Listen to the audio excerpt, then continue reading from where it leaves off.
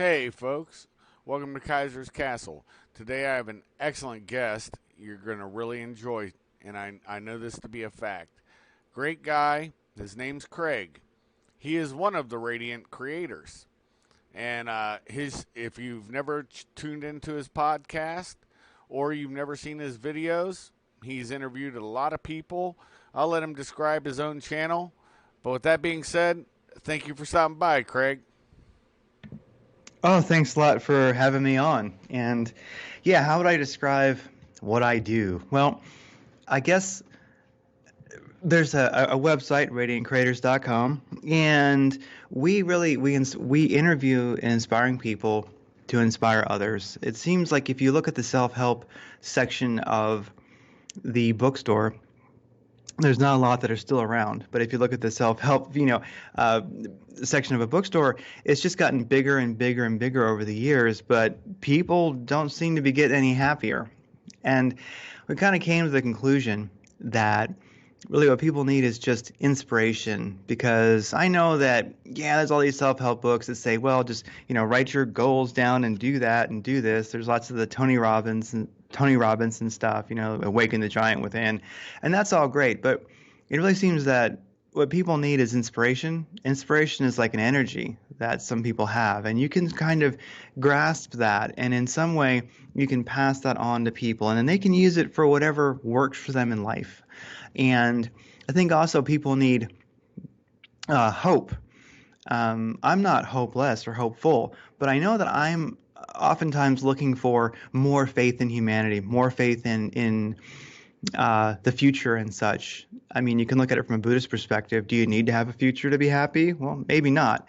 But I know that everybody enjoys, if you think about those YouTubes, if you ever seen those YouTubes and they'll have like 10 million views called like people being awesome or something like that, people Right. doing kind things. I think that we also want to portray that people who are awesome doing kind and good things because people really need to see that. So I think the goal of Rating Creators is to grab some of that inspiration from people who are truly inspired, pass it on to others so they can use it as they wish, and then also give people, I'm not coming up with a better word, but hope, just to realize that there are amazing, powerful, awesome people out there that are doing great things, and humanity has a value. There's a sweetness to life, and so I think we try to capture that sweetness, maybe better than say hope. What we're really passing on to people also is the sweetness of life, how amazing it is, and that people, I'm trying to reinstill that experience of the sweetness of life in people. So that's my lofty goals of the show. But I think that if you don't have some lofty goals, then you don't have a direction in life. You're like you don't have an azimuth, as they say. You don't have coordinates. You don't your compass isn't pointed anywhere, and you're just floating around in the ocean. And then just your life happens to be whatever happens to you. So I think that lofty goals uh, tend to. There's a old saying. It's an old European saying that an inspired person, they would say the hand is with them, you know. Right. And I think that really it's like Joseph Campbell says, if you follow your bliss, doors open for you that did not exist before and are not there for anyone else. And that bliss is not necessarily game show happiness emotions. It's wiping the sweat off your brow. It's hard work. And so that's our goal. I hope it's not too lofty, but I think that those lofty goals, they it's hard to have a bad day no matter how wrong shit goes when you have a direction, when you have lofty goals in life that are truly important to you. Then you start living, like no matter what, you're thriving, you're never surviving, and you really are at peace in the midst of hell and powerful. And you know what I mean? Oh, I totally do. It's that old country song. If you can wane back to the day of if you don't stand for something, you'll fall for anything. And I know that's a trite, little quip, but there really is purpose in that. You have some ideology, some belief, something that grounds you, that gives you center, okay?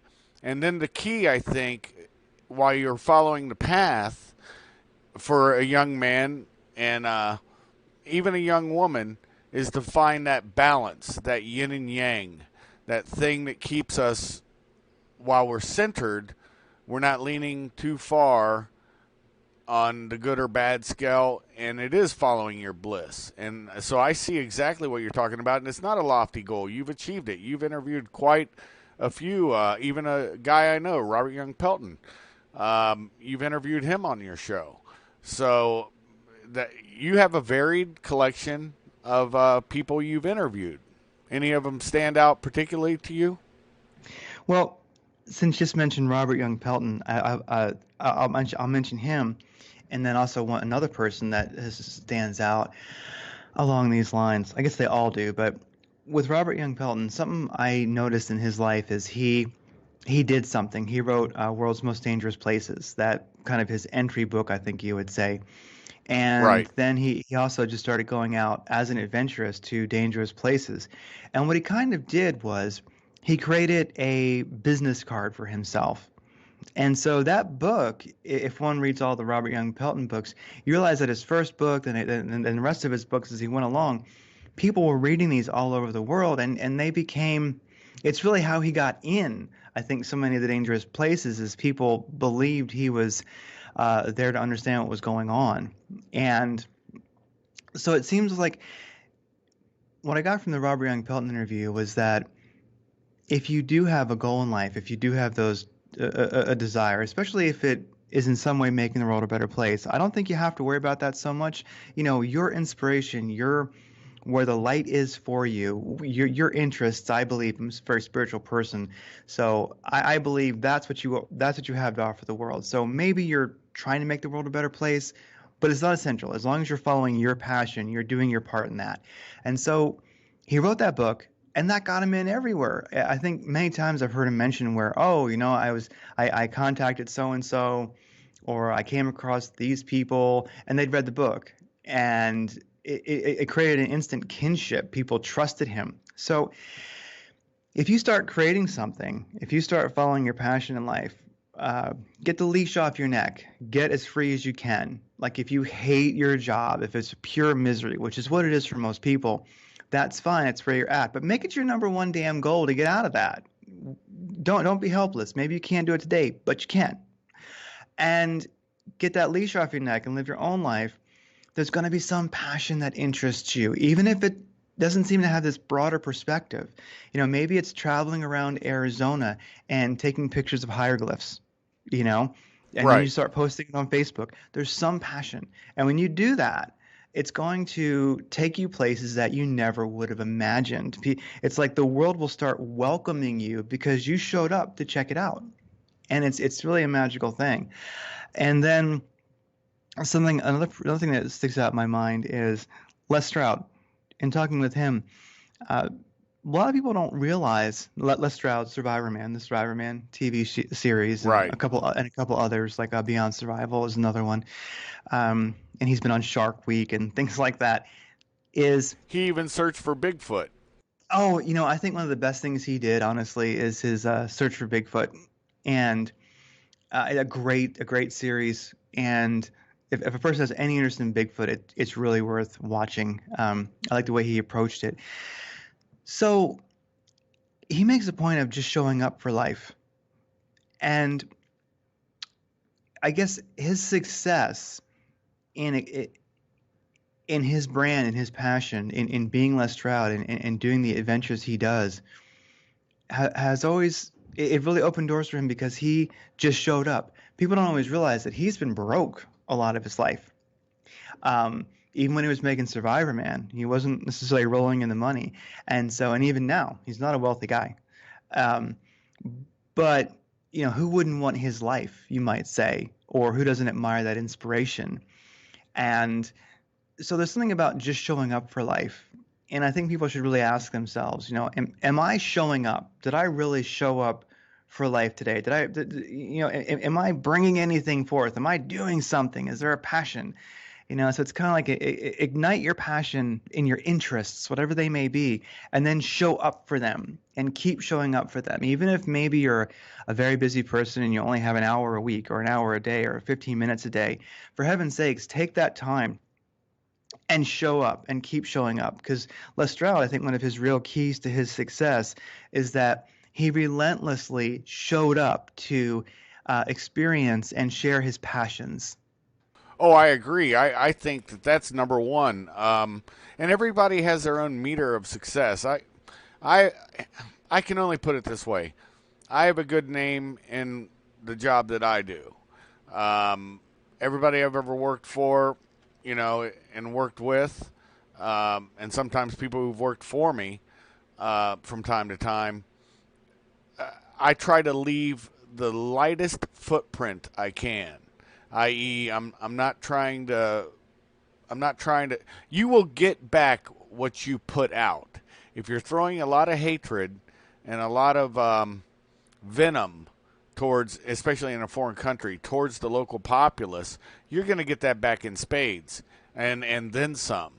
And I just feel that to travel lightly on your path, but follow that path and show up, just like you said, show up every day. There's only one thing, no matter where I find myself on this globe, and I say it even at home, because I could die on the couch from a heart attack, or I could die being hit by a bus, or I could die by a high velocity round ventilating my cranium. It doesn't matter. Dead is dead. And it's going to happen at that specific time you're supposed to die. So you can't choose where you're going to be because you don't know that time. That's one of the joys of life.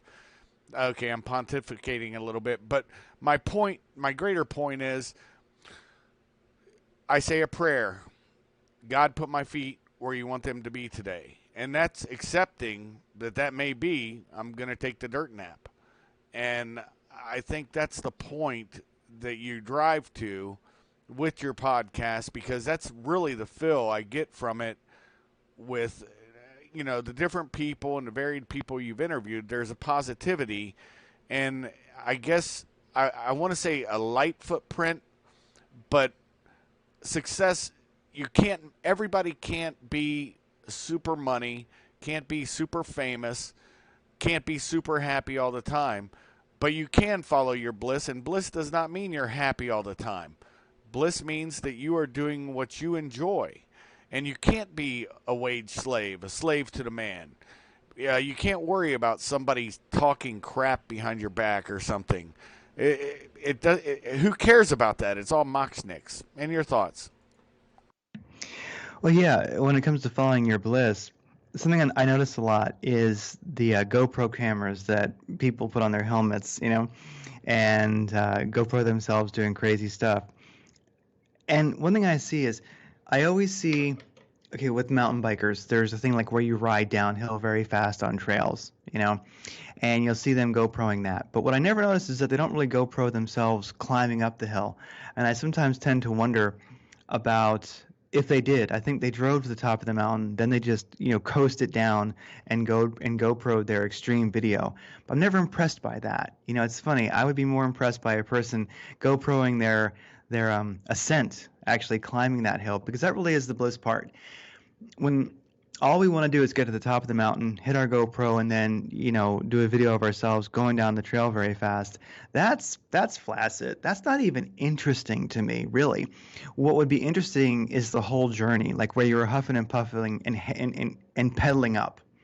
The boring part, the hard part. That's your bliss. That's the part people are missing out on. There's a lot of people who, let's say, they won't do anything because they're afraid to make mistakes.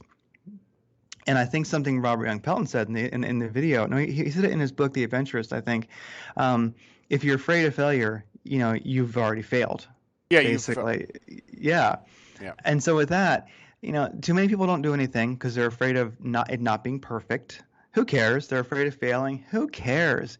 Get better at failing. Get better at doing things imperfectly.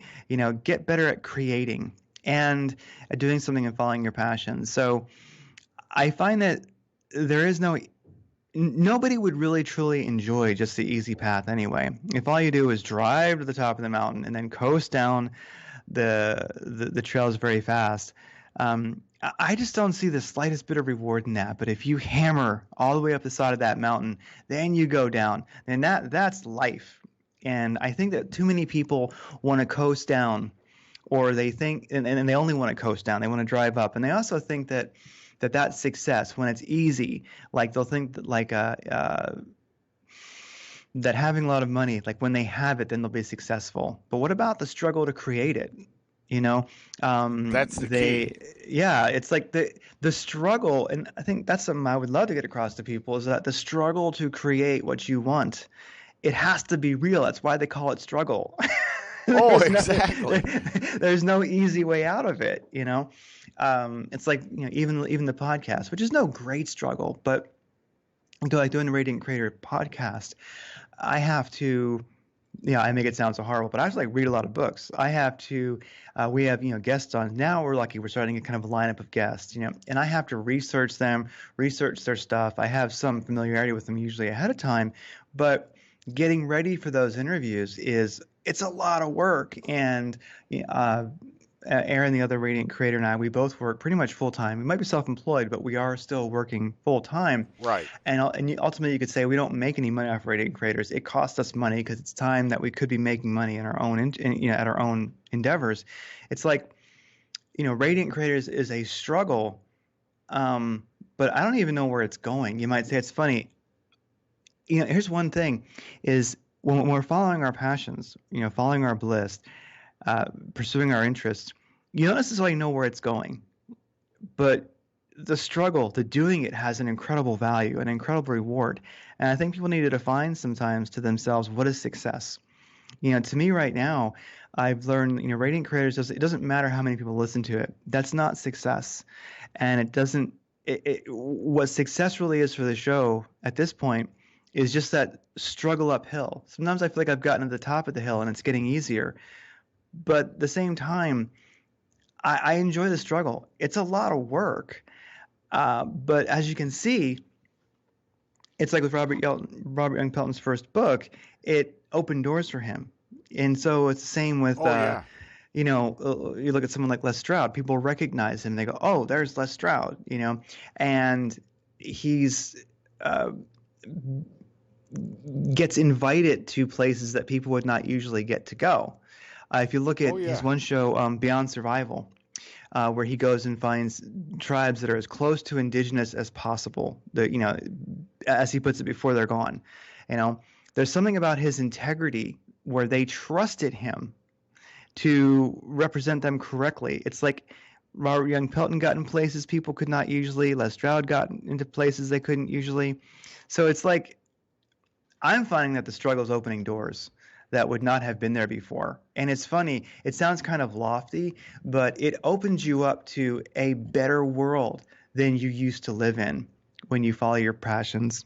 Well, I kind of reckon the struggle, the bliss. When I was young, stationed in California, I used to go bouldering out in J Tree, and I'd go climbing up in Truckee, Frosted Flake, those different climbs, cliff climbing. And I even went to Yosemite. And there was an old mimeograph before there were memes, folks. They used to print these things out on paper, okay? And it showed why we climb.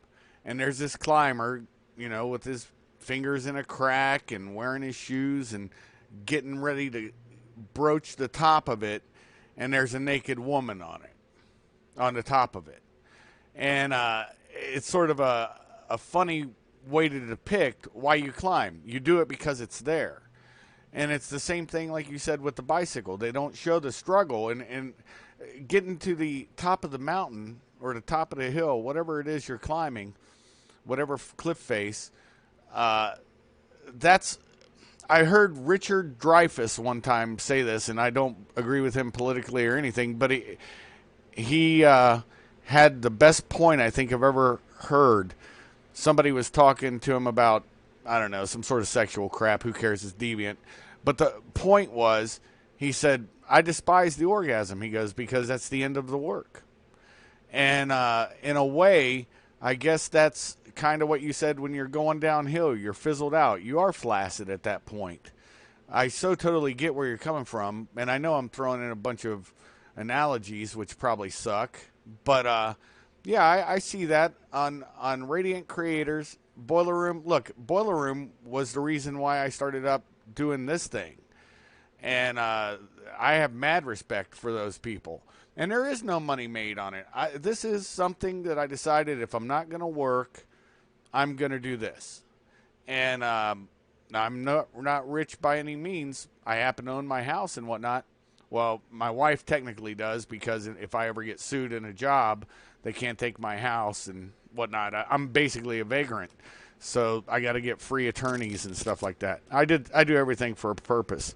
But the point is, we're not well off. But I came from a trailer park, and I was able to go through college, got my degrees, and did my job, and enjoyed my work, and blessed to have enjoyed my work. I mean, it was work.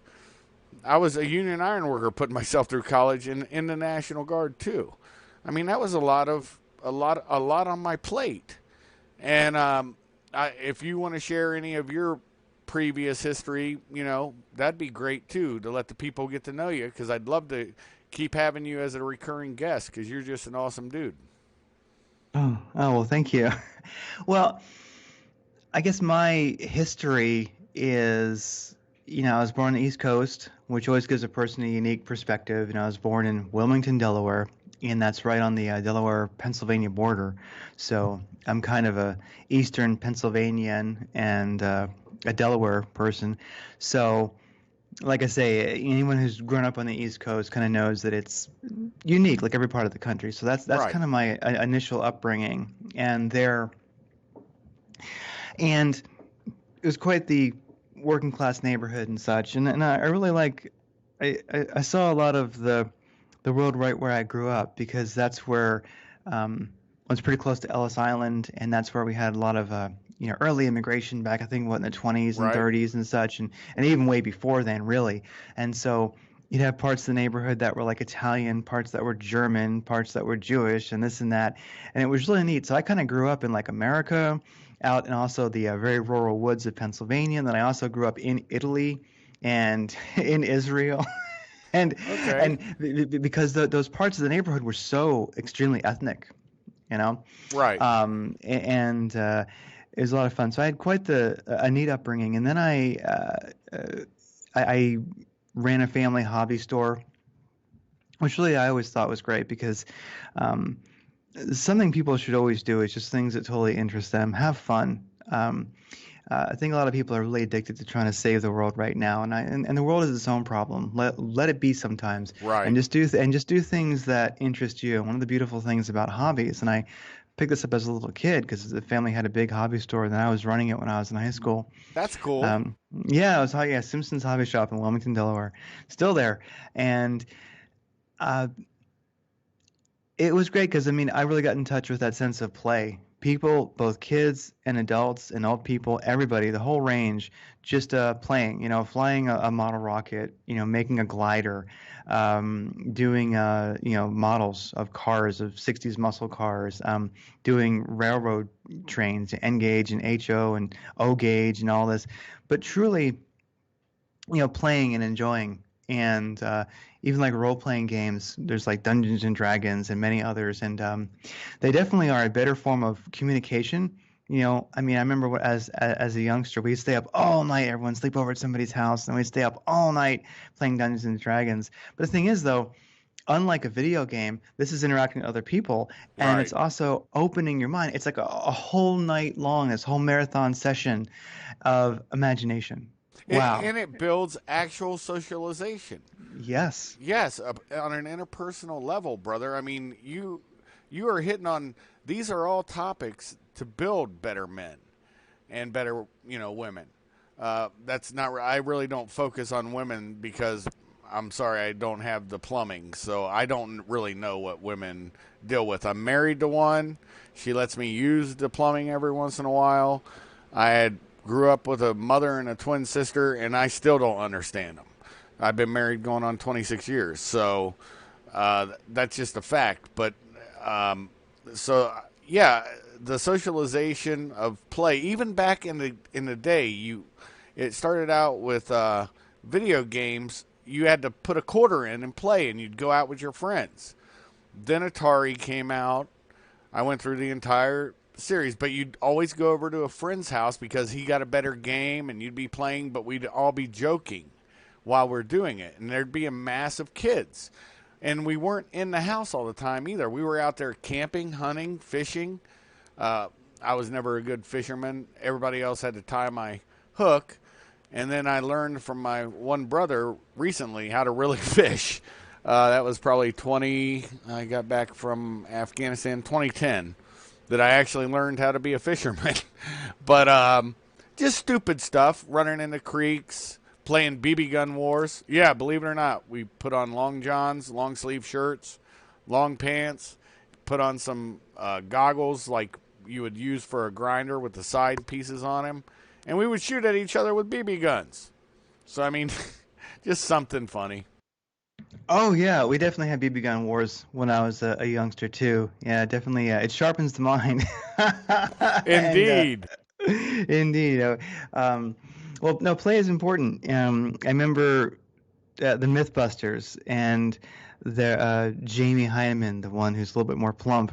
He said, I remember once I was actually at a lecture he did, and he ended it up with saying, never underestimate the power of play, of just of your interests. I There's an agree. incredible power, and it's funny. I guess when you're just kind of talking shit, everything comes up. But I kind of I used to like the MythBusters show, but I just found that I don't know. There's just some things about those two guys that I started to dislike. So I think it went off the air because they sort of lacked a little bit of integrity. Um, I think so too.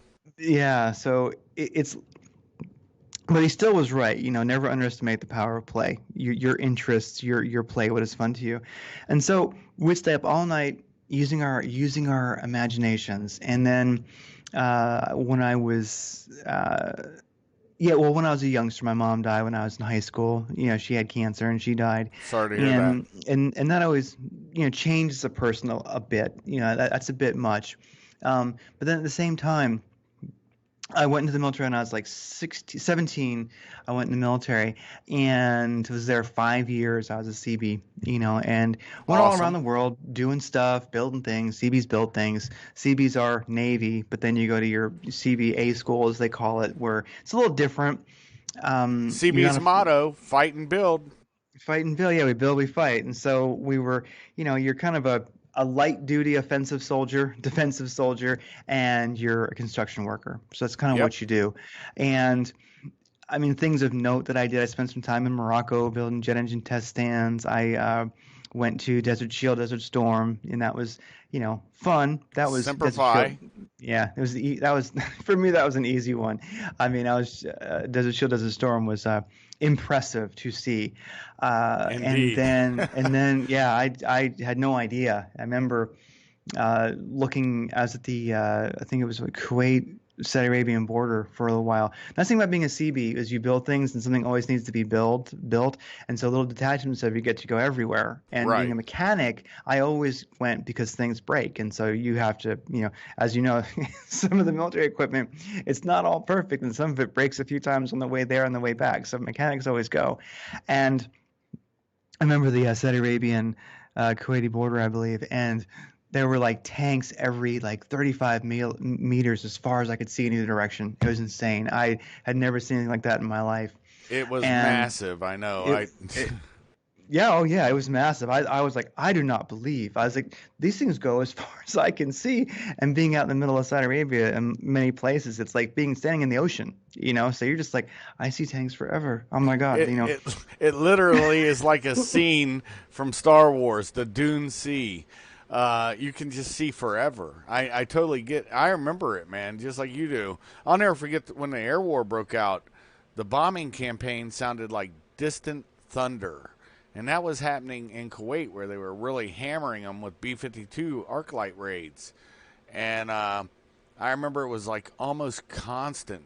And another thing that really struck me about that was not necessarily the loss of life, but the mass of destruction of material, i.e., vehicles, buildings, and just that kind of thing really threw me off worse than anything.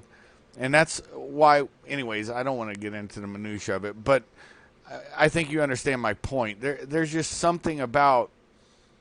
uh, something about war that does change you in a way. Oh, it does. It does. And I mean, of course, there's been, many wars and their experiences for different people in those wars were very different, of course. I mean, like you look at World War II, the experience for the German Sixth Army going to Stalingrad. It started out like, yeah, right on. They couldn't lose, and then they did. And then, of course, you look at the people who were in Stalingrad, stuck and starving, yet putting up an amazing struggle.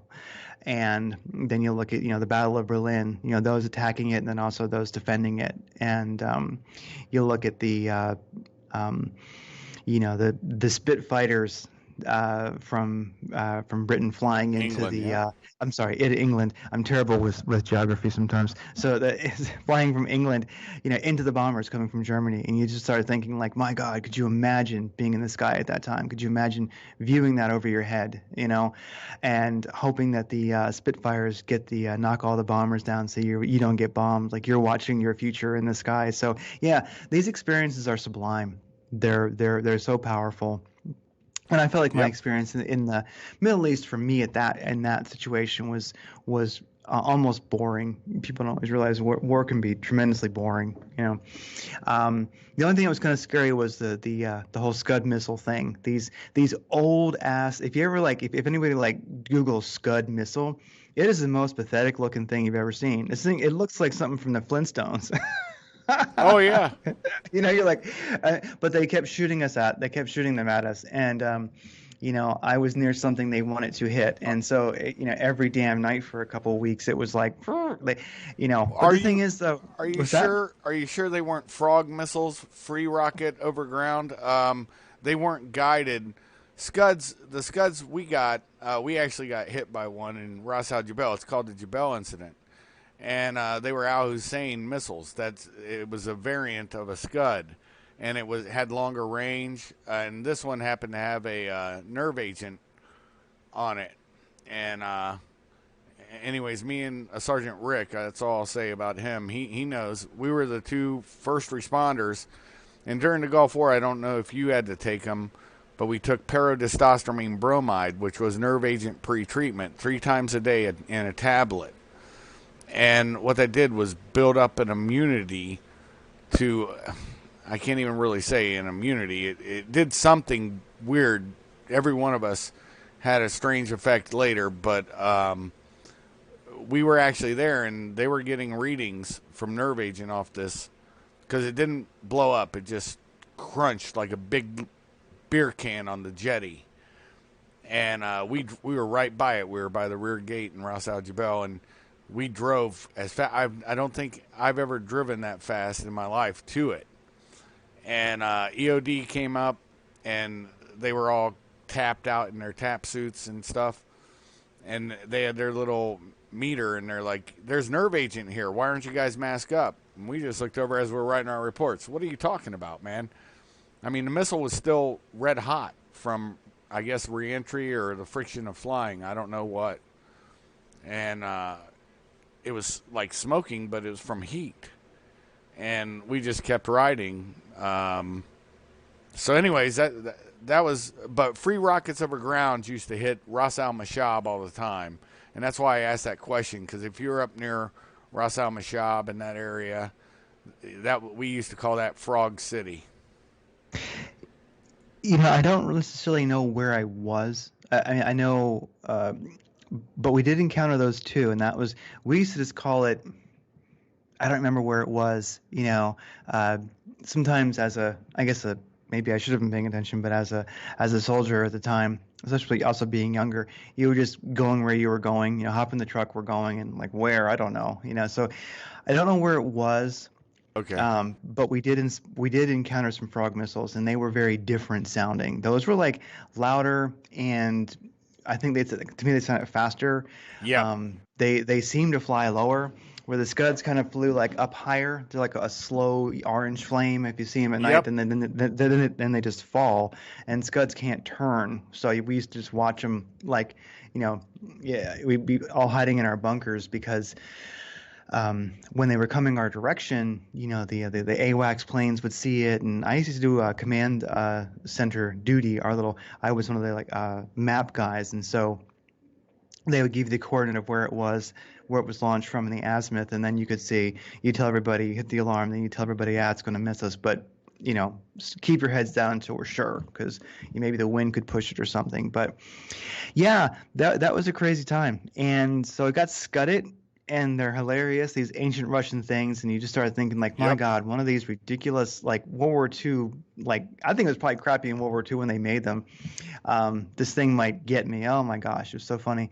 And then the frog missiles were faster and louder. But I only encountered those in one camp we were at when I was being a mechanic up there. Um, One thing that got me, one experience that was, you might say, life changing, was one of the nights when a Scud missile landed 600 feet from our camp. Um, and because, you know, Patriot missiles are great, but depending on where it's going, they don't always shoot it down. If it's not going, from what I noticed during that war, if it's not aiming at something they don't want it to hit, they just ignore it and let it land. And sometimes, you know, those things miss. They don't.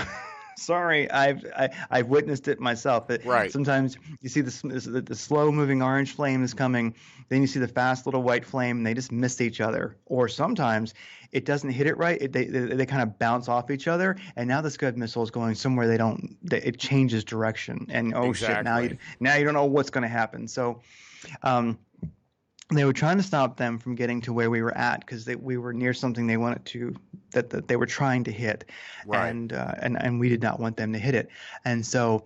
But one night they just didn't. Nothing came to stop no Patriots came to stop it. So it landed like 600 feet from our camp, and we were already in our bunkers hiding, and we just didn't expect that to happen. So all of a sudden, I mean, this thing was friggin' earth shattering, and it was always controversial whether there was agent in it or not. Some people say there was, some people say there wasn't. I don't know. I can't really confirm one way or the other.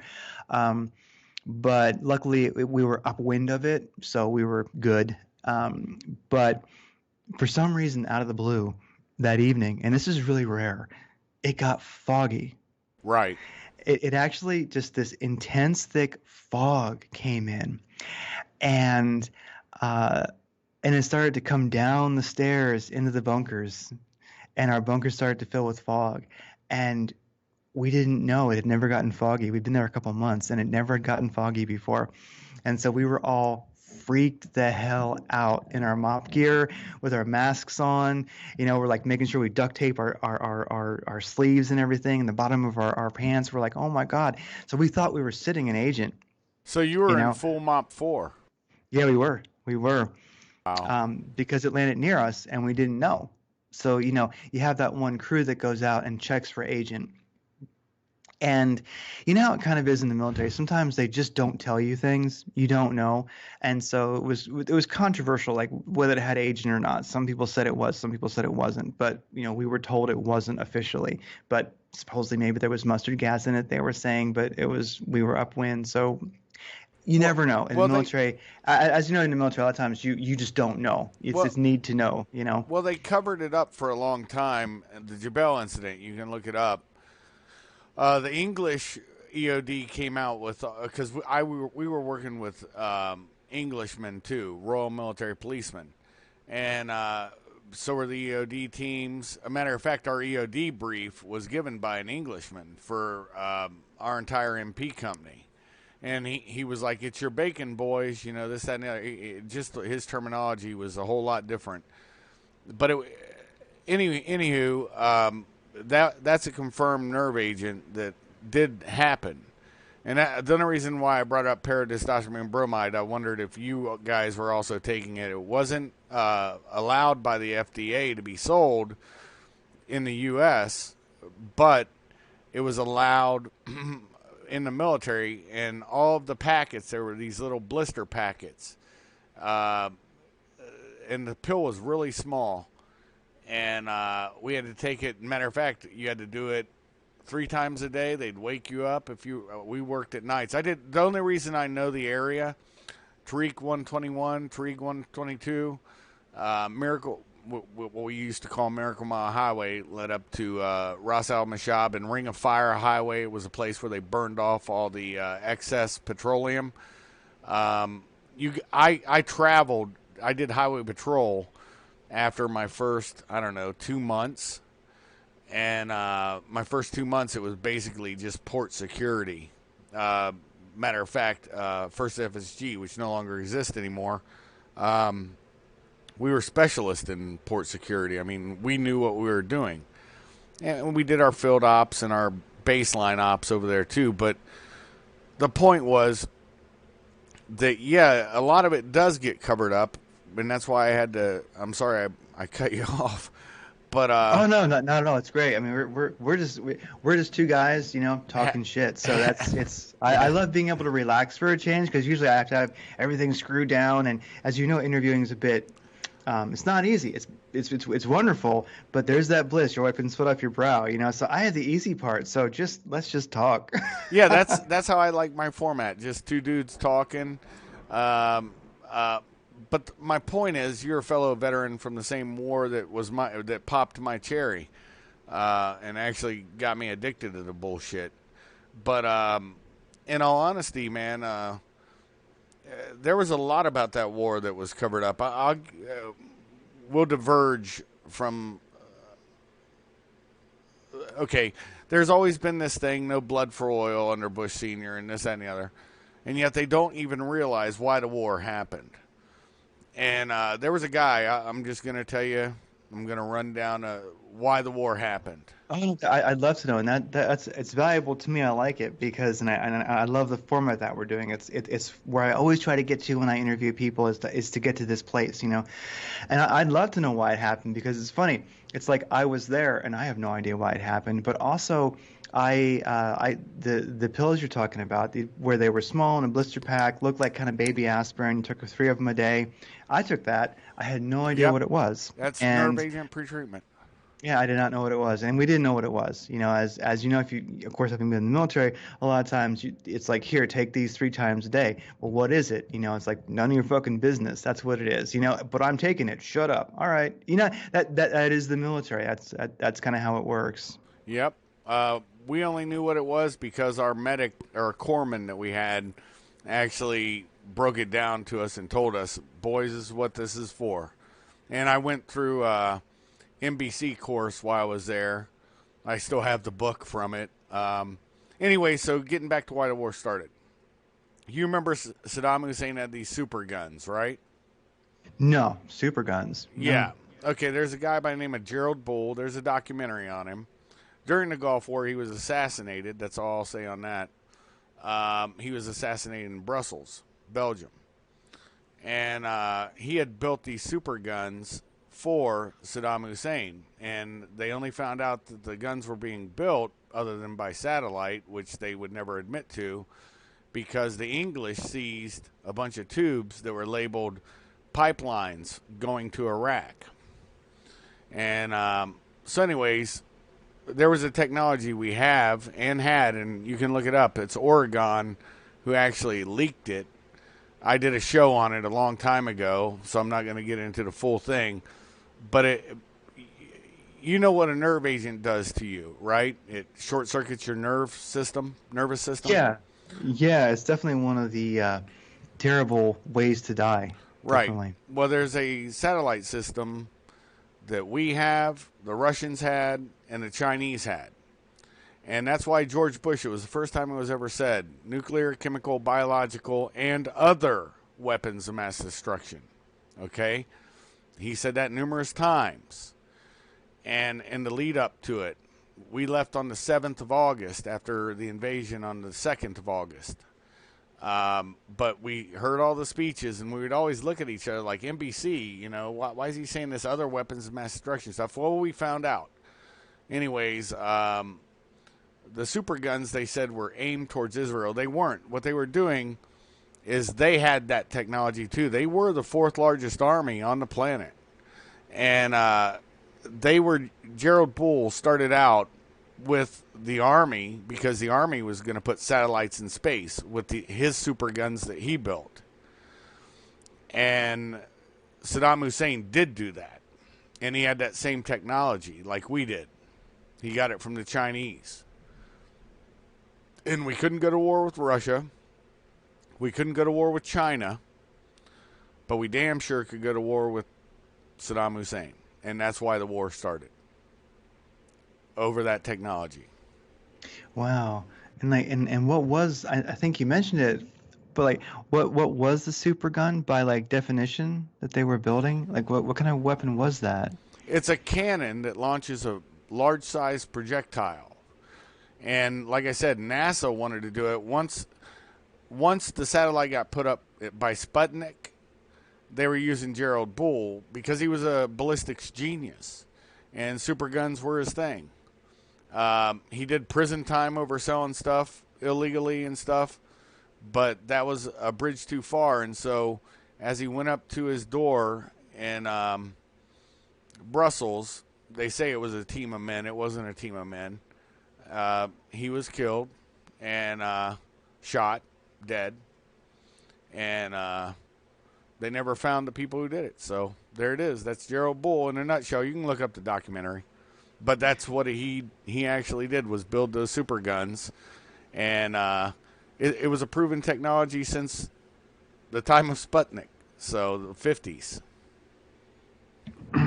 That's something. And then I remember the Germans in World War II, they had some, I guess what you would consider like a super gun, maybe probably fairly different, but just these huge cannons that they built, and some The were rail guns. Yeah. yeah, the rail guns, and those were massive, but I don't know, not sure how truly effective they were very long. But I guess the idea of the super gun is not new, and the Germans certainly pulled it off at one time. Well, if you look up pictures of them, you'll see there's these little side pipes that come off the barrel at intervals, and what those are propellant charges. So as the round goes down the barrel, I never was an artilleryman, but I am a artillery aficionado.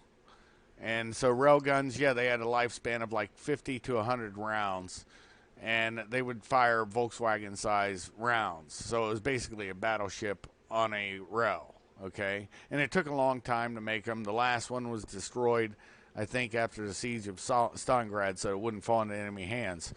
But anyways, as the projectile goes down range, the next charge goes off. Twin charge goes off.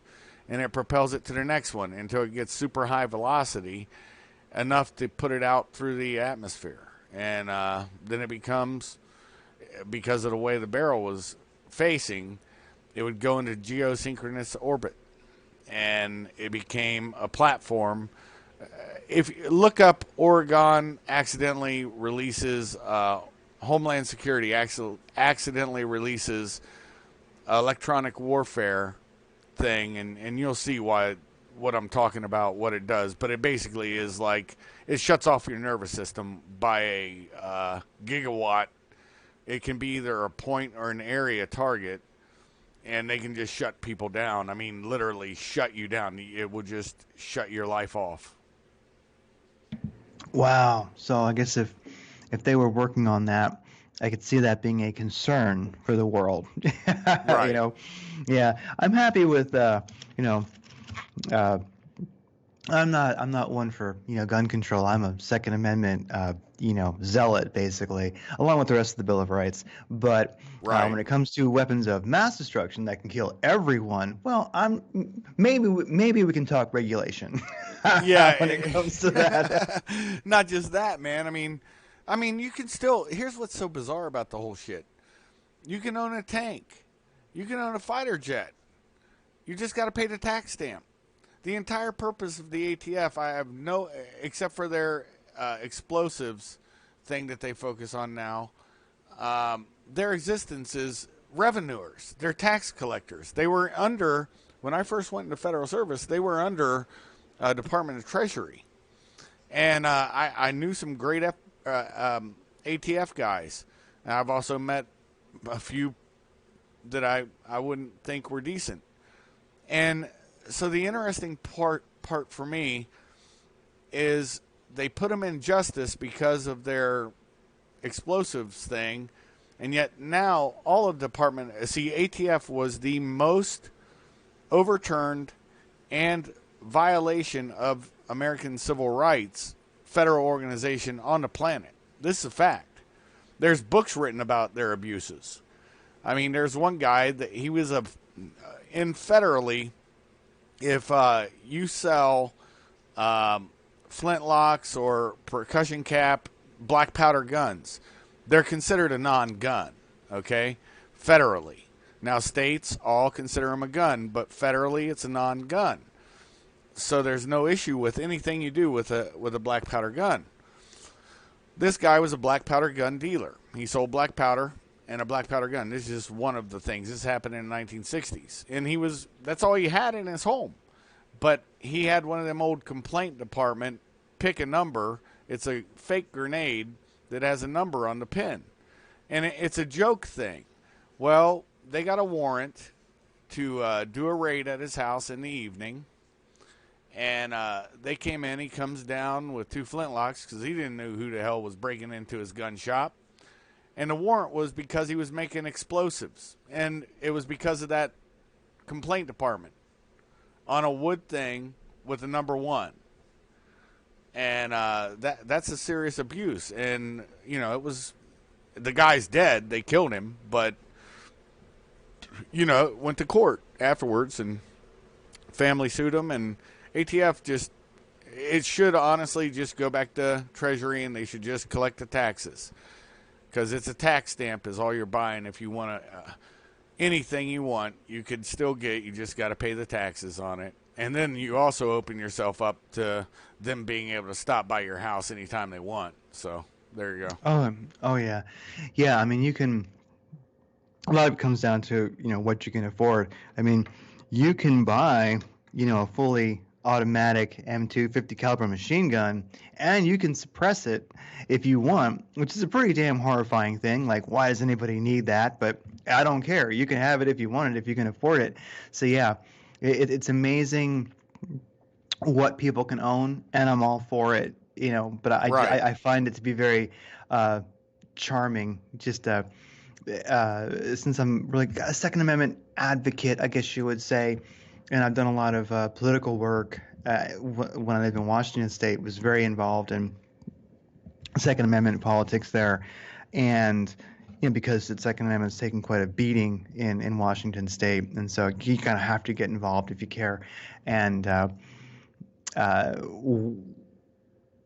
a whole other topic. But yeah, what a lot of gun prohibitionists think is legal and think a gun is, and what reality is so hilarious. You know what I mean? It's like two different things.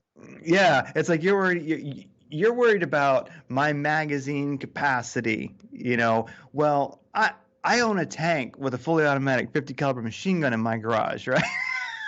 And a cannon, and it's legal. I can devastate the neighborhood if I want. And it's just funny. It's funny just the disconnect from reality, like what reality is and what it's not, and people's perceptions. Yeah, well, I guess when it comes to my little story of me, then after the Gulf War, that was an easy one. Went home for a while, traveled around different countries in the military, just doing stuff that you do in the military. For me, usually fixing heavy equipment. Cool. Did a lot of training. I liked to do all the first aid and secondary aid. I like taking those classes because a lot of times when you're in home port, it's either I kind of got smart and I realized you can volunteer for things that you find interesting, or they're going to just volunteer you for something. So I'm like, I'll take all the first aid and second aid, all the medical training. I'll just become like an unofficial corpsman. Combat lifesaver, yeah. Yeah, I was like, I'll just do that because I'm kind of getting sick of being a mechanic. So anything I can do to get me out of the shop, so I'm not cleaning fuel injectors and stuff like that. And then Somalia started, and we had, I didn't know where Somalia was or what it was. And then, as you know, you always have your gear ready to go. And it was like, we're going. Yep. Everybody, get to base. What? Okay, so you get there, and the next thing you know, you're on a long ass C-130 flight. you know, Yep. um, you know, and those things are slow and loud and cold, but I think they can go halfway around the damn planet before they have to refuel. They're badass machines. And so we landed on the beach in Mogadishu. And that there's one, anybody who's been there knows, on the beach in Mogadishu there's an airstrip. And so we landed there, Yep. and that was right after, I believe Delta Force got out of there. We showed up, and when we first got there, I mean, it was pretty fortified. There's lots of troops. I mean, we were pretty safe. We were good to go. But then everybody left, and there was only a few, a few of us there for a couple of months, and that was one of my huge life-changing experiences there. I think that was my real experience, I guess you could say, of war, of seeing a city. And I saw some more of Somalia also, but especially the city of Mogadishu. I'm like, this used to be a functioning world, and now, I mean, I could tell in a very, very short amount of time, this functional city. I can't call it a first world city before this happened. I don't think it was. It was But about second world. Yeah. yeah, it definitely had dentists and running water and stuff like that. You could flush your toilet, stuff like that. This thing went to zero. This was a Stone Right. Age. This is a Stone Age dwelling, a Stone Age culture overnight. And I learned a lot about, there's a lot of those books, like the kind of prepper fantasy books, Right.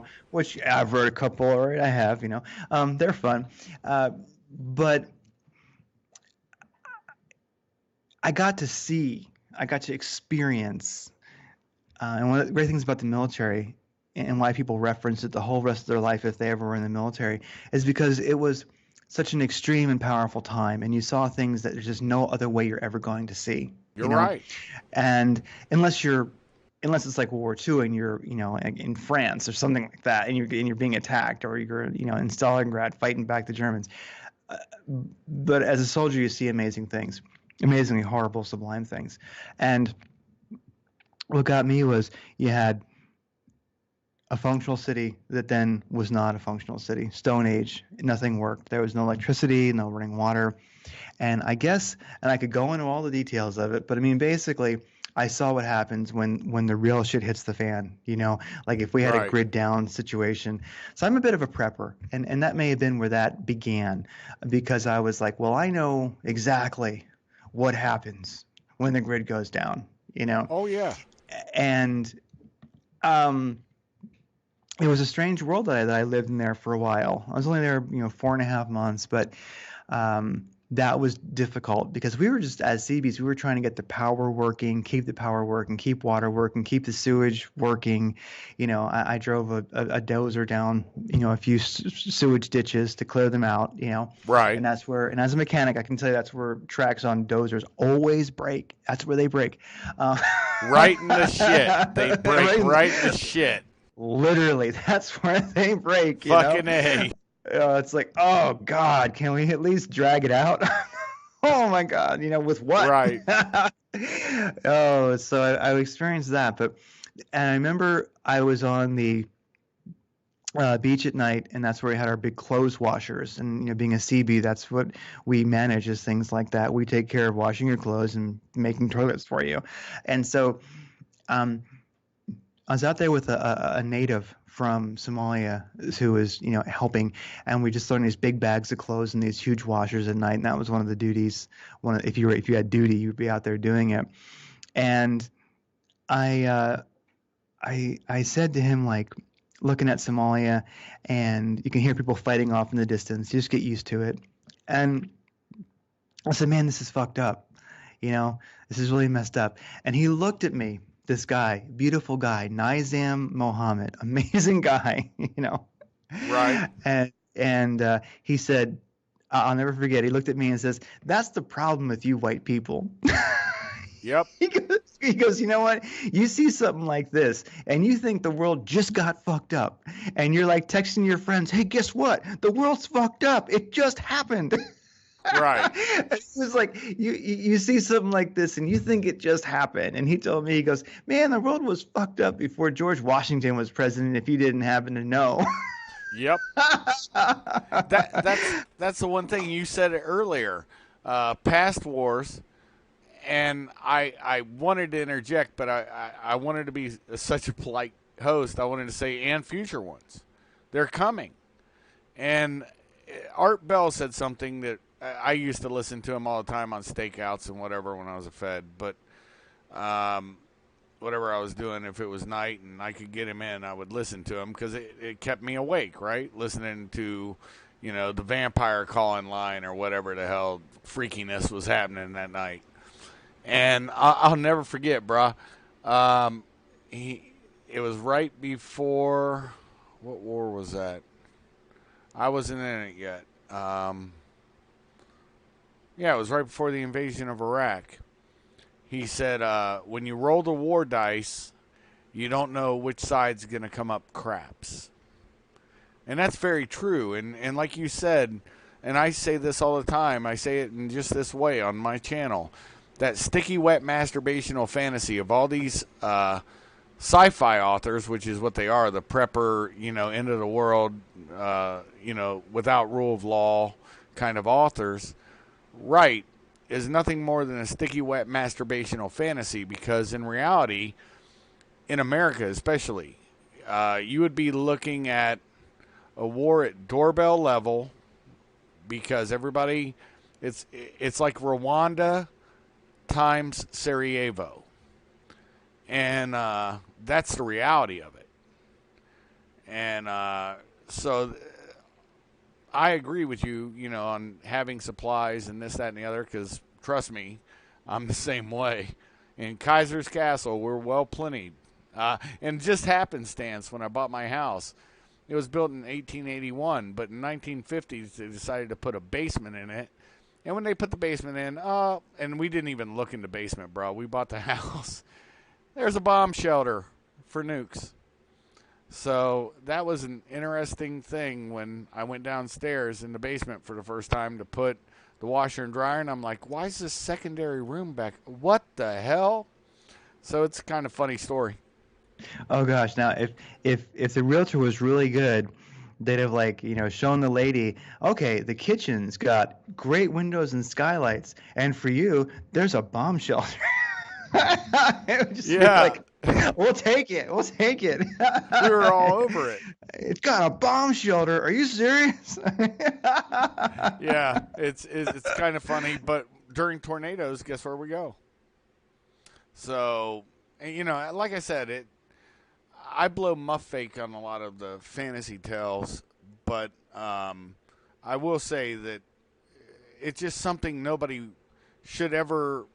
I don't say right on or whatever. I mean, it's fantasy, whatever. But you get people that buy into that shit, bruh. And I've seen some real Lulus in my life. That's all I'll say on that. But people that really think that they can look, a purpose built life is to leave a light footprint and to make as little damage to others as you can. We're always going to be catty or something stupid will happen, and you can't worry about every slight. But there are some people that live with every slight. I mean, that's where they build their malice of forethought, their hatred.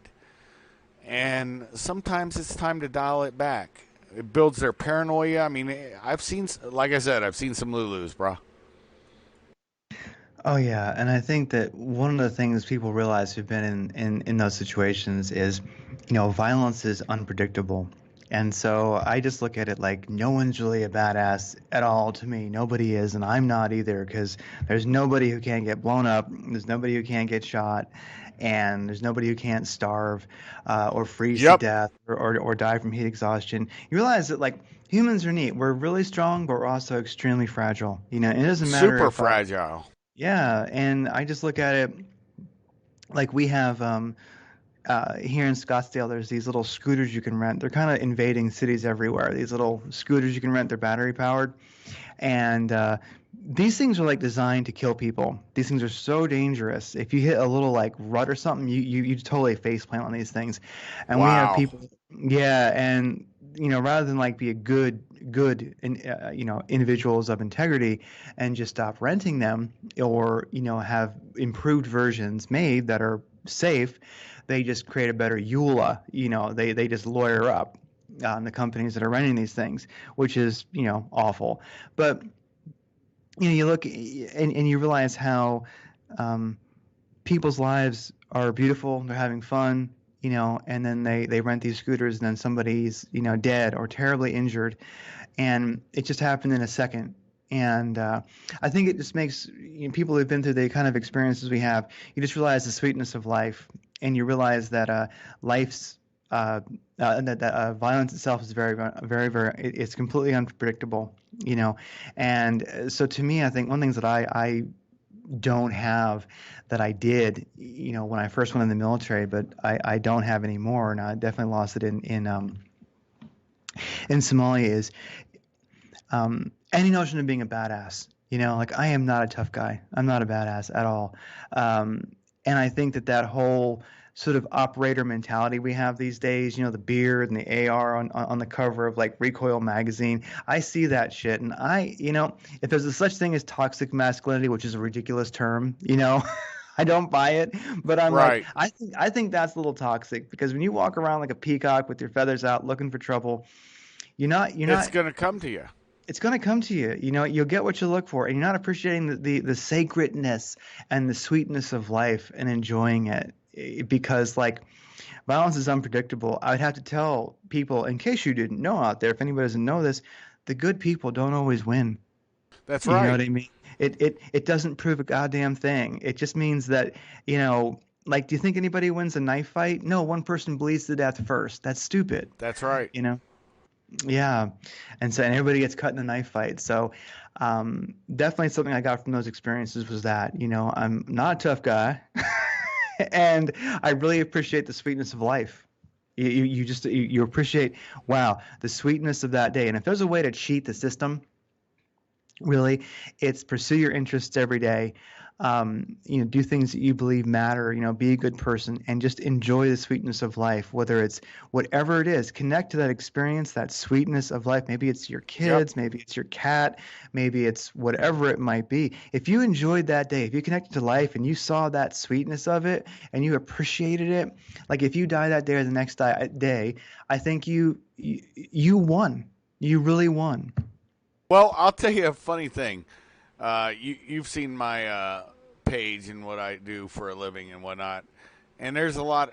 I never jock up unless I'm going to go out somewhere that I need to jock up. That's a fact. I mean, shit, I got a concealed carry permit that I hardly ever carry. I mean, very rarely. Um, but the point is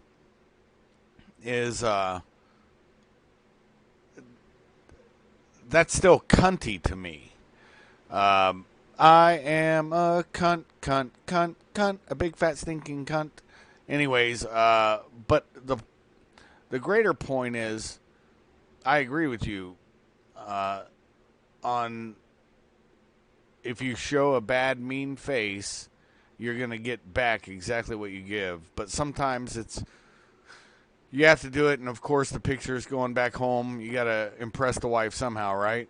But in situations I've been in doing my work, I've seen some experienced dudes, badass dudes, freeze. I've been that guy, but the key is how quickly you unfreeze.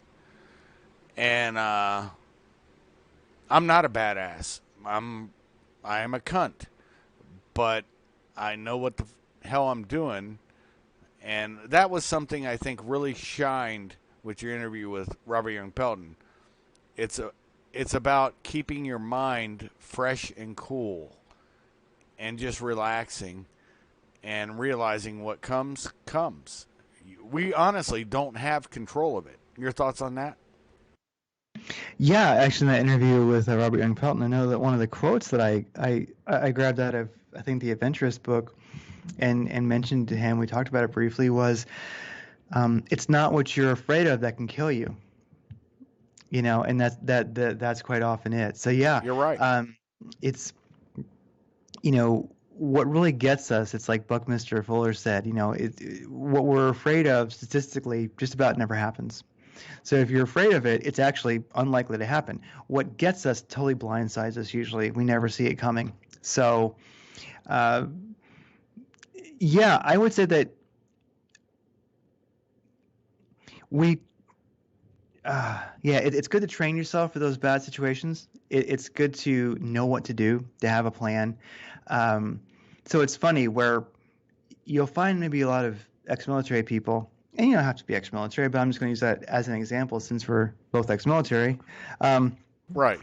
is that yeah, you do have that plan. Like I remember, um, you know, the first time I got shot at and was shooting back. Um, it was so mechanical. Like I didn't have to think. If I'd had to Right. think about it, it wouldn't have worked. And I only realized what I was doing when I was on my third magazine, and I didn't realize I was changing magazines Right. because it was just I was it was truly mechanical. So it's funny where no, I'm not a badass at all, um, but I think that it kind of redefines what a badass is. A badass is somebody who's capable. A badass is somebody who's planned, who's practiced. You know, yeah. If you're just talking like gun stuff, I mean, have you practiced drawing? I mean, Right. it's almost I think more than badasses walk around like a peacock with an angry look on their face, daring someone to kick their ass and they usually get what they're looking for. Right. Your badass is that humble gray man walking down the Yep. street that nobody necessarily notices, who trains incessantly on what to do if the wrong person notices them and is ready for it. As ready as you can be. Maybe they know from experience that you can't be ready, but they have an edge on people. Yeah, it's like um, Well, I'll give you an example that will probably elucidate. You can go into a bar or a restaurant, whatever, and like at Fridays or something, right? You tracking where I'm going? yeah, And you can pick out people who are cops. They'll be their backs to a wall. They can see both entry points. Some operators too. But a smart operator sits at the bar where the mirror shows everything going on behind you. And your brain can process that. And the other thing is the first thing every time I've been had high velocity rounds lodged in my general direction, the first thing that goes away is a plan. The plan falls apart first, and it's the way you adapt to the change in that plan. And also, I've done video or talks on this with other brothers. It's that gut feeling. Trust your gut. When you get those butterflies jumping in your stomach, there's a reason. I like to say that whatever, but I do. I'm intuitive in that way, and I'll give you an example. In Iraq, or no, yeah, it was Iraq. No, it wasn't. It was Afghanistan. This is a better example, not the Iraq example. In Afghanistan, a brother of mine, Steve, he was my 2IC. I'm riding, and I was the TL team leader, and I'm like, we're in the middle of a military convoy, and we actually are in hard cars and shit, but we were just accidentally got in the middle of it. So it's not like we were attached to him or anything. So to be very clear, and I get on the radio, and I'm like, Steve, make a left now. And he's like, what? I said, make a left now. And the next road, make a left, because I saw it coming up. And we made a left, and that military unit got hit by EFPs. And it really breached their hulls. It really screwed them up. Now, we would have all been dead because we would have been in the center mass of that. And from then on, my name was good. And It's just one of those things. I always tell everybody, listen to your gut. I can't explain it any other way, but I do believe the gut and the brain are somehow linked. Your thoughts? Oh, definitely they are because, uh, and this is just your research that's being done these days. Is that, of course, we do think with our gut too. It's funny, that we think with more of our body than we're aware, and we feel with more of our body than we're aware. But the and I'm I'm not coming from a new agey perspective on this, but I'll call it the heart center, your heart. You actually have an electromagnetic field that comes out around your heart center, like for 12 or 15 feet. It's just we're able Really? to yeah, we're able to measure these things now, and you feel with it. And so ultimately, if you get a little quantum physicsly, or whatever you want to call it, um, yeah, we do feel. We do have that intuition. As somebody once put it, I was one of the point guys, the guy up front. Uh, I guess I just had a knack for it, and I was single, so they were like, you have less to live for. So they put the young guy who could run fastest up front. Right. And but one of the things that, as I was training for that somebody said to me is, he said, you got to learn to feel through the texture of silence. You know and what? He nailed and it. yeah, yeah, and you will know, And it was like reach out with your fingers and uh, in your mind reach around that corner and you'll feel if somebody's there. You'll know. And so, yeah, I think that our natural human instincts that are both physical and then also that are, I'm just going to call them spiritual, are completely real. Of course they are. And I think that's part of being a badass right there is that you avoid trouble. You foresee it coming. You're ready for it, Really, why should any of us? Here's one thing I believe is that as you turn on your natural human instincts, and as you, because we are historically we're badasses. We're a little bit asleep right now, a lot of our instincts, but Right. you can work on reawakening them in a lifetime quite a bit, and just by using them. And I believe, like for one thing, that humans are natural lie detectors. I think if you get somebody who's got their natural instincts on, for one thing, they're not going to walk into an ambush. Right. They're gonna see it coming. They're gonna be walking down the street. They're gonna see somebody who's a badass or a couple people, and they're just gonna quickly cross the street, go around the corner, and be gone. And the bad guys will never have even seen them. I mean, when you really are a badass, the bad guys don't even see you. That's when you really have achieved it. Yeah. Um, Or the good guys, let's say.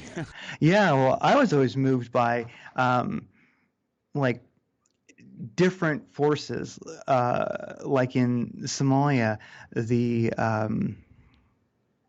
some forces, some militaries will, drive around hot. You know what I mean? Like, don't Right. get in our way. And then some, usually the European ones, I noticed, will just basically put on like the local garb and buy a bunch of old junk cars and just drive around town, and no one even notices them. And You know, that's the of course, key. that's the key. Of course, they got, as they put it, plenty of spank in the car. I mean, if somebody does notice them, they're ready. But that's being a badass to me. And so here's one. What do you think of this? Are humans who are working on their instincts, are they natural lie detectors? Because to me, one thing I find is that in our world today, why doesn't anybody get that they're being lied to? Like, to me, I think if you look at almost any politician and all the geopolitics of today and everything is going on, like, how can anybody like look at a politician who's speaking, a lot of these world leaders, a lot of politicians, and not barf? Like, don't people see, like, what do you think of that? Are people, should we be able to pick up when we're being lied to or when someone's lying? Well, see, you're coming from a perspective. You're probably similar of age to me, probably a little younger, maybe. I don't know. 48, Okay, I'm 50, 50 49, I something. think. Yeah. Yeah. Anyways, but the point is, in our time it was socialization. Okay. I learned very quick during my first genre into the Gulf War by working with the British how to deal with it in a lighter touch, leave a small footprint. And because I happened to be working with a guy by the name of Trevor, and he was an RMP. Me and him were partners for quite a while. And then the ground war kicked off, and we all got separated, and then we came back together at the end. And me and my wife, because of Iraq in 2005, were able to take a 45-day trip to Europe. And we went back to some of my old haunts, and we really had a good time. But my favorite part of that vacation was I got to spend with my wife 5 days with Trevor and his wife, and we had a great time in England. It's to Cheshire. Uh, Went out on the piss like we promised we'd do when we got together again. Um, there's just something about um, the way we socialize with people. You are a human lie detector. But see, I think the internet, and I know we're using a social media platform, but social media too has numbed us to it because of trolling, all the other different things that happen on it. And I really don't care about that. Troll me all day long. I just gaff it off. Gaff, well, maybe you know what it means. Give a flying fuck. Um, I like it. yeah, I don't care about it. Trolls, if you feed the trolls, they'll stick around. If you don't, they go away. I learned that a long time ago. But the point is, I think that it has been muted. And so when everybody talks about the young, the millennials, and this, that, and the other, it really grates my nerves because my son is a Marine. He got his Eagle Scout just like Daddy did. He's got a beautiful wife. They're married and happy. And I see a lot of other young men that I've been privileged to have met through certain circles, and even in the military, who exemplify. Fuck, they're better than I am. I mean, I was joking around on a page with some brothers from my old unit, and I was like, we made this shit work. We were wearing LBEs, and then they changed up to LBVs, load bearing vest, and now the shit's a trick. And it's not the equipment, it's not the gear, it's the brain, mind, or the brain, soul of a warrior. And when I started this, you didn't know this, but one of the images I showed, and I'm going to pull it back up again, is by an author by the name of Richard Heckler, okay? And it's the path of a warrior is lifelong, and mastery is often simply staying on the path. I saw that on Facebook today, actually, that you posted that. Yeah, it's a great image that goes with it too. The path of the warrior is lifelong, and mastery is often simply staying on the path. That's it, really. And it's kind of like what we were talking about when we first started talking about if you have that goal, if you have those goals in life, and one can be to be a good warrior, to be a good man, And then I tend to talk about guy stuff and not woman stuff, I guess you could say, because to me, like, men know how to be men, we know how to help each other, and women know how to be women, and they can help each other. Yep. And I've never, actually, I shouldn't say I don't like, I really friggin' hate men who think they, like men who would write a book about, for women to be better women, and women who would write a book about, for men to be a better man. I'm like, F both of you. You're so arrogant. I don't think that we actually can understand each other completely, and we don't have to. Like, women are mysterious, and that's part of what's sexy about them. I mean, I like the mystery of it all. But I do. It's great. I mean, so yeah, but I like that the path of the warrior is lifelong, and for me, I think it's really essential to have to have those great goals in life. Like some of mine are very, just, I wouldn't even say personal. They're just about me, like, make a lot of money. Like one of my goals was and is to, stay self-employed, to keep that leash off my neck. So, but that's my path. And it makes any hardship along the way just kind of almost meaningless. I don't care because I have that vision of where I'm going and I'm already there. I feel it. I know it. You know what I mean? If I'm, I you know know, exactly what you mean, bro. yeah, if I'm ducking bullets to get there, that's fine. If I'm, shoveling out a sewage ditch, that's fine. If I'm just, no matter what I'm doing, I'm already at the end, and I'm pulling myself there, through everything it takes to get there.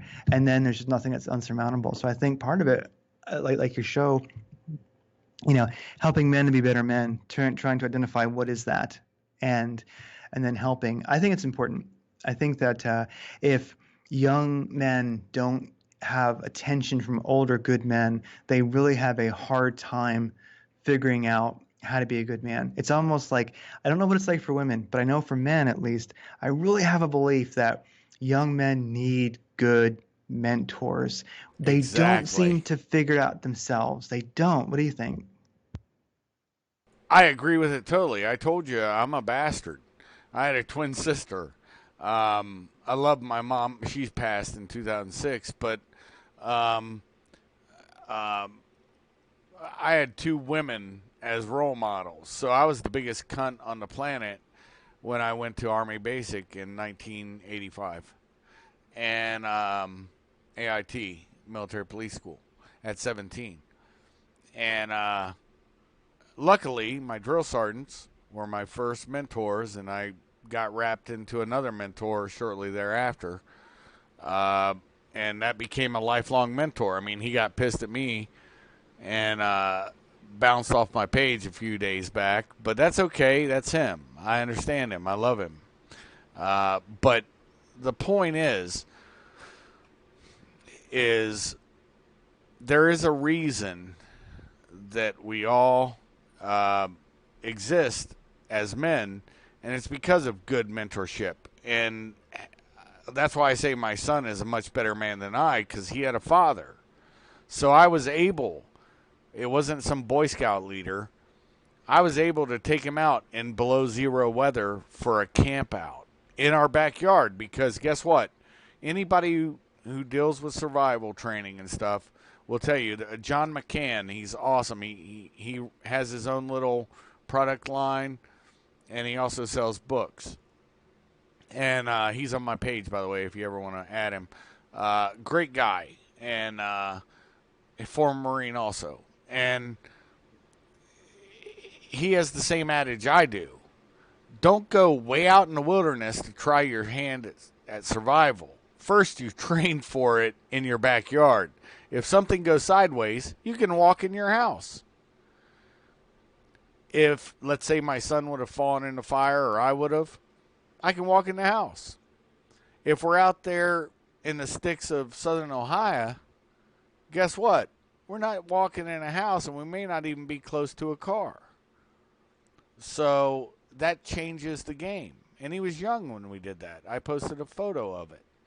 And I showed him how to build the back of it with reflective, what do you call them, space blankets. How to I told him how to do it from scratch. We used tarp and had a fire right outside of it, and we were both warm all night long. And slept off the ground via a couple of cots, and he learned. And I can't tell you how many times my wife, she'll go out and see him because she likes to go out there by herself, and that's fine. Because I'm not really a big travel guy if I'm not going to work. But the point being is, they go camping when they go out there, and she's like, I can't believe Max did this, and I keep my mouth shut because I'm like, yeah, he does that because I taught him. But I don't say that to her. That would just start it, whatever. But he I know where it came from, and he does too. And it's just something I think men, boys that have fathers, I think, have an edge if their father actually was a good father and tried to push them to be greater than they were. And I believe in mentorship. I've been a mentor, and I believe my mentees, as a matter of fact, I know they do. Um, I still have communications with all of them. I don't believe a man can mentor a woman. I don't believe a woman can mentor a man because there is a problem with the plumbing and the way everybody thinks. I mean, I'll never forget the day my son was born. I could physically look at my wife's eyes and see all those switches in her brains changing that she was now a mother. And I know I could feel the switches in my mind changing that, oh shit, I'm a father now. I'm responsible for this little fucking thing. And what, maybe two palms big? That's epic. And the high from that, I was a union iron worker when he was born, still going through college. And I'll never forget this guy I was working with. He was a big drug guy when he was young, but he was married, had a couple kids. And I was like, yeah, I'll just go outside, smoke cigarettes, and wait until, my son pops out. And then, I'll go up there, and he goes, dude, you're an idiot. He goes, you have to be there when he's born. And I'm like, why? He goes, it is a high unlike any high you will ever experience in your life. He goes, and I should know. And I laughed. We laughed. But I guess you could say he mentored me in that. Think about it. Oh no, it makes total sense to me. I get it. I never had any kids, so I don't know that experience, but I certainly understand, mentoring when I see it, when I hear it, and that's something that always gets me whenever I see men screwing up, not doing the right thing, not being powerful, like one way or the other, lacking understanding they should have or integrity. My first thought is, where are their good male friends? And I find that, men who have good quality other men in their life, hopefully some that are even older and wiser, is always very helpful too. They always do better. It's funny. I think some men can do fine by themselves. They're good to go. But maybe on average, a man without other strong men does not do as well through life. It just seems like we I can't even put my finger on it. I don't know how to describe it. But without that influence in our lives, without being able to talk about things, kind of man to man, or men to man, whatever, however you want to put it, Right. men just they can get off track. Sometimes they really can. And like I say, whenever I see a guy screwing up, I usually will find out they had no good mentors in life. And that's.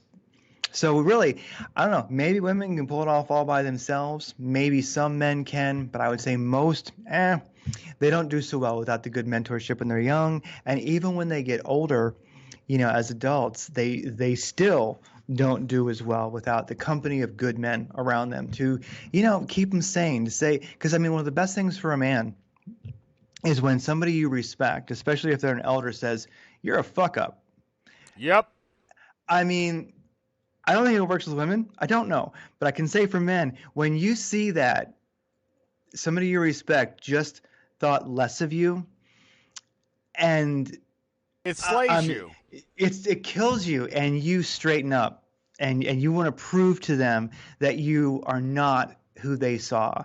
And you got to work on it. You got to prove it. I mean, there's a certain honor to it, There really is. You go, oh my God, yeah. I'm glad you say it slays you, because it's the most horrible thing. Let a respected mentor look at you with disappointment, and if that doesn't straighten you up, then I don't know what will for a guy.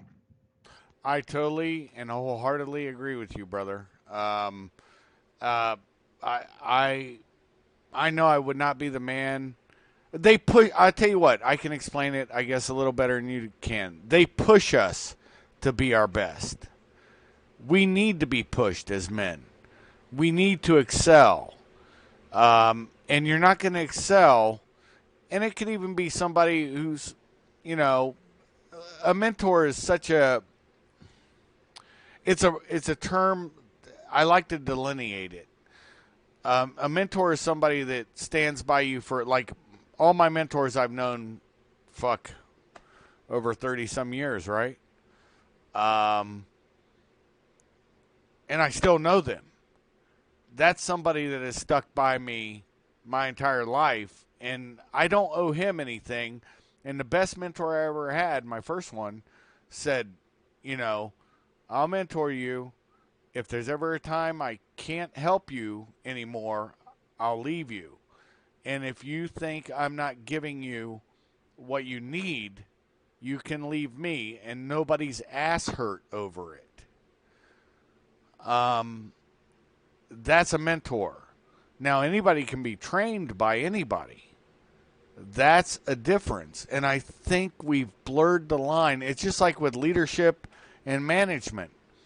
We've blurred the line so, and it's because I honestly will say, it's because of the computer. I remember when it was DARPANET, bruh. I'm sure you do too. And I believe it was because of DARPANET, the internet, and everything else that they have so blurred the line because it has to include everybody. And guess what? You can have a natural leader, but he may be shit at managing. And a natural leader would know, I'm shit at managing. Let me find somebody that can manage, that I can lead. A manager knows he's not a leader if he's legit, and he'll look for the leader to take that mantle without losing the management skill. And it's the same thing with a mentorship. Anyway, so I guess I went off on a little bit of a tear. Oh no, it sounds good. I mean, and it's unfortunate that we don't have good leadership. I would say something that would sum up the rest of my life after the military would be moving around the country some, having fun, and I worked in IT. I worked in technology. I mean, I had a little Volkswagen repair shop when I first got out of the military in Ventura, California.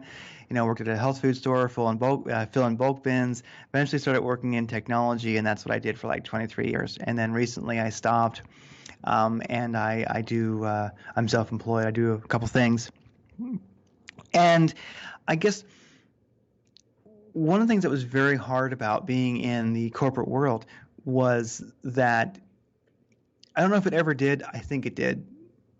I imagine it did. But leadership and integrity, leadership being a good person or being a natural leader, all these things are out the window. It just seemed that one of the things that made it very hard, where Yep. eventually I had to just leave it out when I can't take this anymore, is that I no longer wanted to help bad people achieve anything. And I just felt like I worked for bad people, and that, you know, my efforts always served bad people. It's an odd way of putting it, but there was no mentorship. There was no leadership. There was no manager, director, executive, no VP, nobody who was worth a shit. They were all really bad men, to be honest with you. It's like our corporate world today, it rewards the backstabbing vermin. And I guess you can tell I'm bitter, you know. But as far as a man of integrity or a woman of integrity, you know, but since we're talking guy stuff, you know, a man of integrity, all you're going to do is serve bad people. So one of my real hopes with Radiant Creators truly is to help inspire people. And I would say, man, I need to do a whole show one day on just get that leash off your neck, around your neck. I agree. And even if you can't do it today, there was a long time I couldn't do it today, you know. But make it your first damn priority to stop serving evil. Hey, I love it. You brought something up that pointed so directly to me. You know why I quit working for the government directly? I would I never could work guess. for them again. Yeah, because of poor leadership. And I'm not a natural leader. I guess I got some attributes, whatever.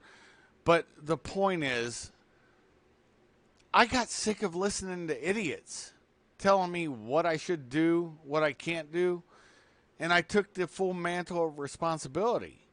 I.e., if I fuck up, I'm going to prison.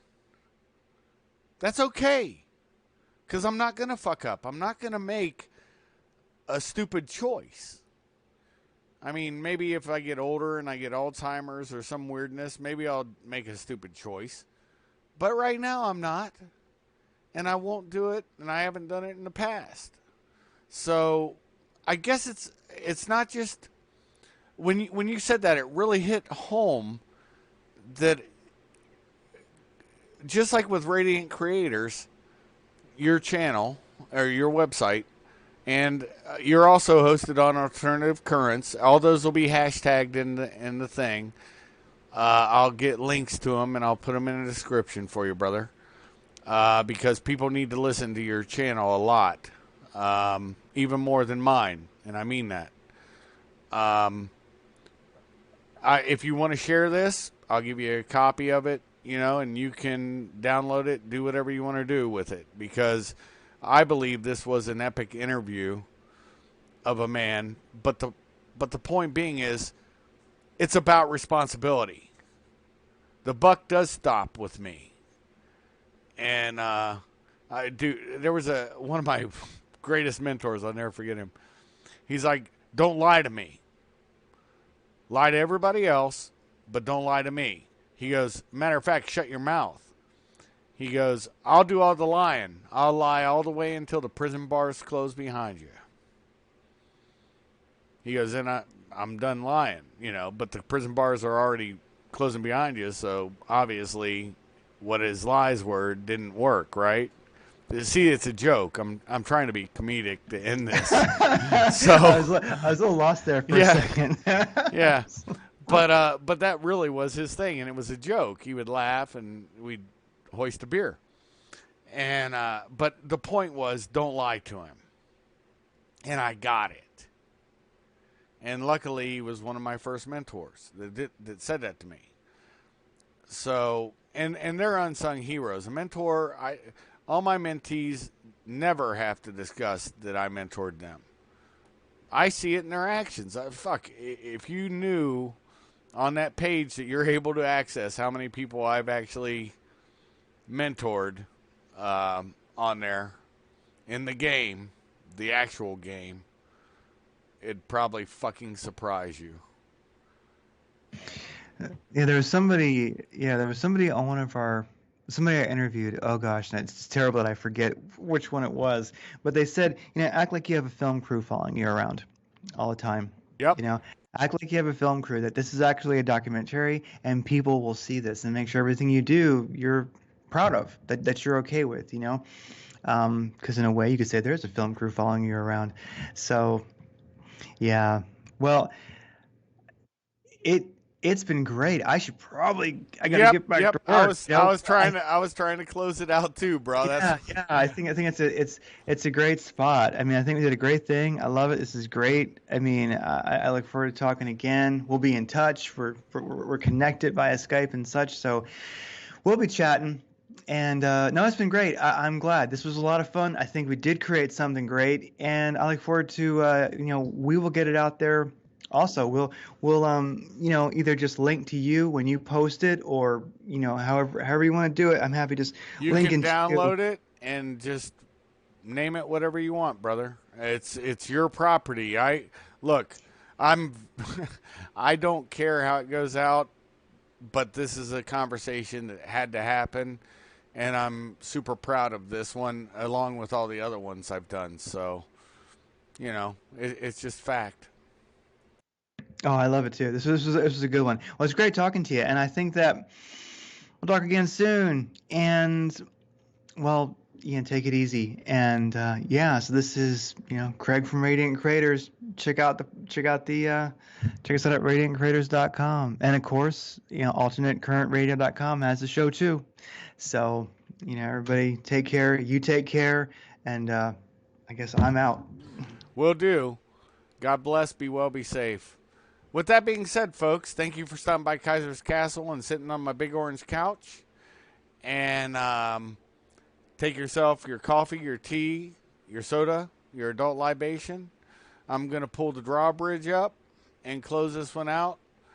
And please, links will be in the description to everywhere you can hear Radiant Creators. Craig is an epic man, and I'm glad you guys got to eavesdrop into one of our conversations. With that being said, Shuff out.